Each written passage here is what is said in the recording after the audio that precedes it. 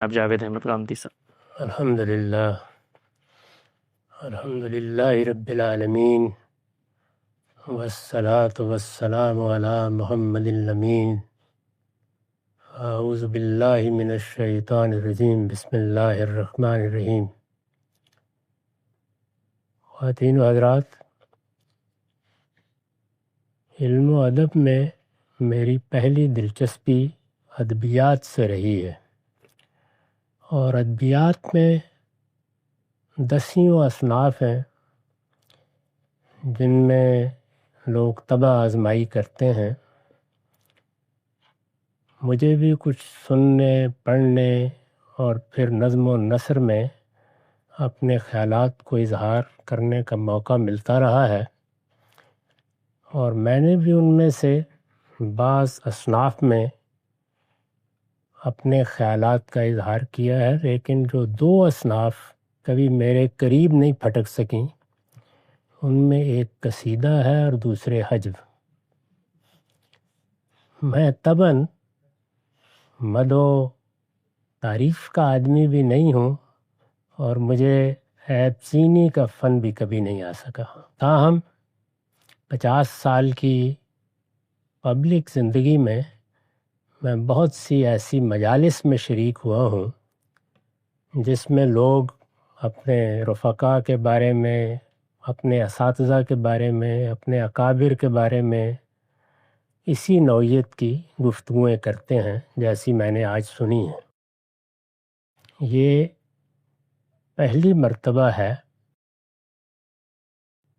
کہ جب بھی اس نوعیت کی کوئی گفتگو سنی، بالعموم اٹھتے ہوئے یہ خیال ہوا کہ انجمن ستائش باہمی تھی، لیکن میں آج یہ محسوس کرتا ہوں کہ جس شخصیت کے بارے میں یہاں اظہار خیال کیا ہے، اتنے کچھ اظہار خیال کے بعد بھی بہت کم رہا۔ یہ حقیقت ہے کہ جس پہلو سے بھی ڈاکٹر شہزاد سلیم صاحب کی شخصیت کو آپ دیکھیں گے تو اب کچھ مزید کہنے کی بجائے میں اتنا ہی اور چند لفظوں میں یہ بات بیان کرنا پسند کروں گا کہ نظم و نثر میں جو کچھ ہمارے رفقاء نے کہہ دیا ہے، اس کو اگر آپ اس سے دوگنا تگنا بھی کر لیں تو شاید کم ہی رہے گا۔ جو خدمات انہوں نے اس فکر کی انجام دی ہیں وہ بھی بڑی غیر معمولی ہیں۔ تمام جہتوں میں دیکھ لیجئے تراجم کیے ہیں، اور کم و بیش پچھلی ایک صدی کے پورے فکر کو انگریزی زبان میں منتقل کر کے لوگوں تک پہنچا دیا ہے۔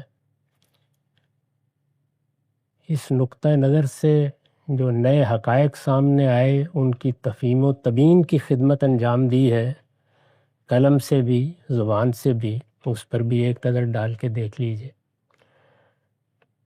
ہمارے ادارے میں انتظامی خدمات انجام دی ہیں، اس کی بھی ایک بڑی روشن تاریخ ہے، اور یہ خدمات بڑے نازک ادوار میں انجام دی گئی ہیں۔ اگر صرف انہی 10-15 برسوں کی داستان سنائی جائے تو اس میں ہی سویرا ہو جائے۔ اس کے ساتھ اللہ تعالیٰ نے جو سیرت و کردار ان کو عطا فرمایا، پروردگار کی دعوت کے ساتھ اخلاص، اس پروردگار سے سچا تعلق، دنیا میں آخرت کے احساس کے ساتھ جینا، یہ سب معمولی خصائص نہیں ہیں۔ یہ حقیقت ہے کہ میں جب اپنے زندگی بھر کے اثاثے پر نظر ڈالتا ہوں تو مجھے خیال ہوتا ہے کہ اگر پروردگار کی بارگاہ میں حاضر ہوا تو وہاں کیا پیش کروں گا۔ حوصلہ ہوتا ہے تو صرف اس بات سے ہوتا ہے کہ شہزاد سلیم صاحب کو پیش کر دوں گا، اور میری اپنی بھی یہ آرزو ہے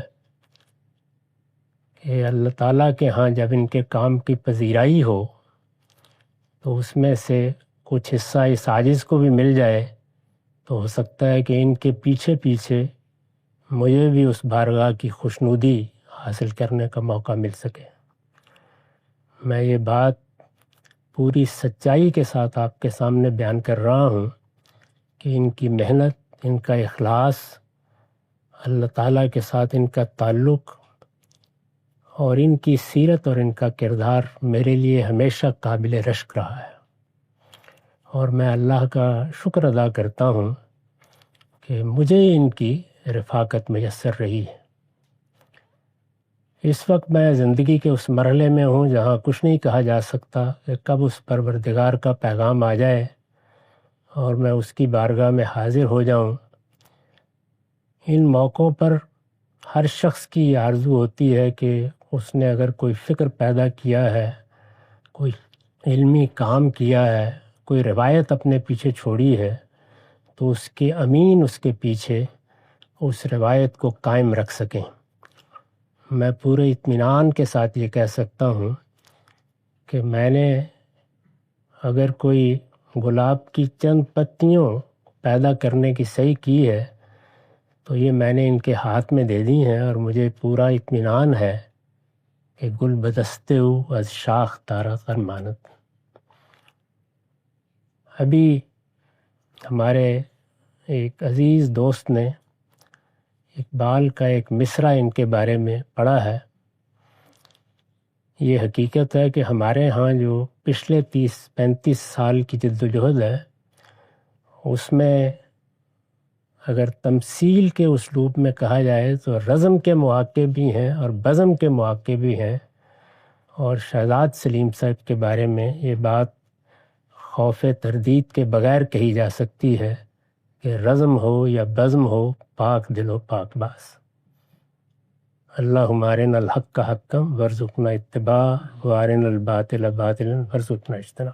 ہم سب کی موجودگی کا یہ فائدہ اٹھاتے ہوئے پھر آخری خطاب شاہ صاحب کا ہوگا۔ میں دعوت خطاب بھی دیتا ہوں، اور میں چاہتا ہوں کہ ہم سب کے ہاتھ سے یہ ایوارڈ بھی ڈاکٹر شہزاد سلیم صاحب وصول کریں۔ جناب ڈاکٹر شہزاد سلیم صاحب۔